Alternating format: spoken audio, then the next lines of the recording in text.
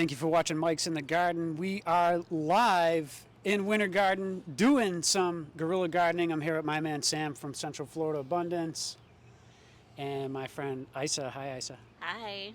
My friend Aixa here just got herself a brand new house, and so we thought we would put in a nice little garden for her. Tell us what you think about this garden here. I'm super excited about my garden. I'm happy that the way that it came out. Looking to learn how to cultivate this so that hopefully I can continue adding to it.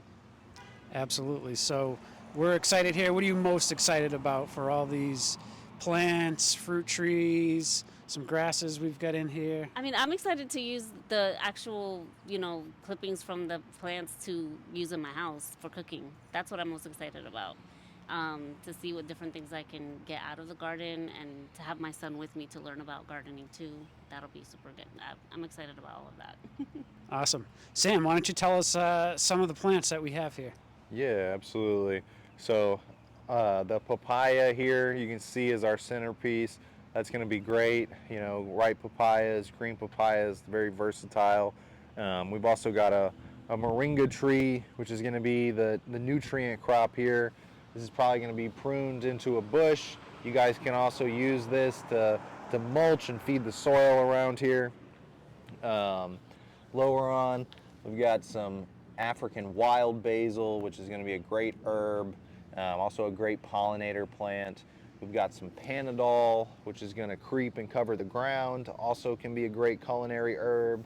The lemongrass, which another culinary plant, but it's also great for biomass. Then we've got the pineapple, which is going to be great. One of Mike's famous pineapples from his pineapple patch. And then we've gone ahead and amended the soil. We've gotten as much of the grass and weeds out as we could.